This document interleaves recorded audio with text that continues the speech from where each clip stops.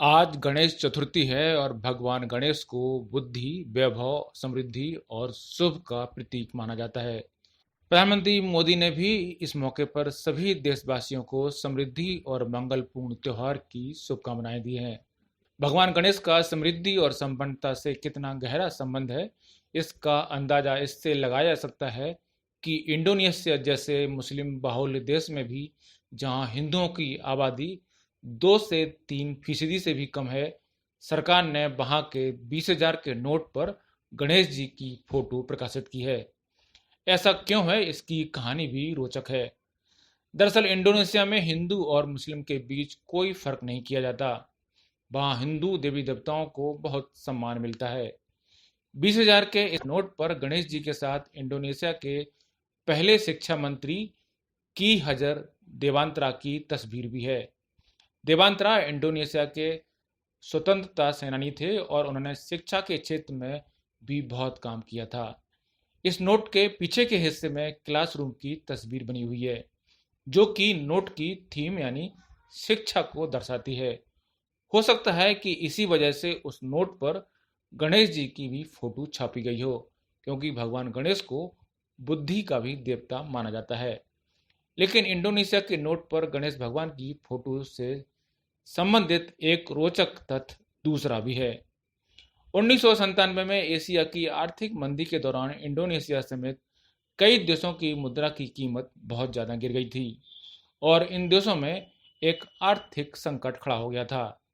इस दौरान इंडोनेशिया की करेंसी भी डॉलर के मुकाबले इतनी नीचे गिर गई थी कि भयंकर आर्थिक संकट हो गया था। इसे संयोग कहा जा सकता है, लेकिन यह बात सच है कि इसी दौरान 1998 में इंडोनेशिया ने 20,000 के नोट पर गणेश जी की प्रतिमा को छापने का निर्णय लिया। और आप संयोग कहिए या फिर इसे कुछ और, लेकिन 1999 में ही इंडोनेशिया की आर्थिक हालात और वहाँ की मुद्रा की स्थिति में तेजी से सुधार हुआ। संयोग भी हो सकता है, लेकिन लोगों का मानना है कि गणेश जी की वजह से ही वहाँ की अर्थव्यवस्था में मजबूती आई। लेकिन 10 साल बाद 2008 में 20,000 के इस नोट से गणेश जी की तस्वीर हटा भी ली गई थी। यह भी एक तथ्य है। आपको यह भी जानकर आश्चर्य होगा कि विष्णु का वाहन माने जाने वाले गरुड़ के नाम पर इंडोनेशिया की राष्ट्रीय विमान सेवा है और इस देश का नेशनल एम्बलम गरुड़ पंख सील कहलाता है।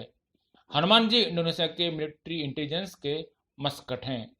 यहाँ गणेश, कृष्ण और हनुमान के साथ साथ महाभारत रामायण के दृश्यों को दर्शाते हुए कई टिकट जारी हो चुके हैं और राजधानी जकार्ता में कृष्ण अर्जुन की मूर्तियां भी लगी हुई हैं। इंडोनेशिया के एक प्रतिष्ठित engineering college Bandung institute of technology के लोगों पर भी गणेश की तस्वीर बनी हुई है। यही नहीं, अमेरिका में इंडोनेशिया के दूतावास के बाहर भी विद्या की देवी सरस्वती की एक विशाल मूर्ति लगाई गई है। वैसे बहुत कम लोगों को यह बात मालूम होगी कि मुस्लिम बाहुल्य देश होने के बावजूद संख्या के हिसाब से इंडोनेशिया में हिंदुओं की तादाद बहुत बड़ी है। आपको यह जानकर हैरानी होगी कि भारत, नेपाल और बांग्लादेश के बाद इंडोनेशिया ही वह देश है जहां सबसे ज़्यादा हिंदू रहते हैं। इंडोनेशिया के बाली में तो 80% से ज़्यादा आबादी बालनीज हिंदुओं की है और वहाँ पर हजारों छोटे बड़े मंदिर हैं। सिर्फ 2 से 3% हिंदू आबादी होने के बावजूद इंडोनेशिया की संस्कृति में हिंदू देवी देवताओं को सम्मान मिलता रहा है। ब्यूरो रिपोर्ट, पत्रिका टीवी।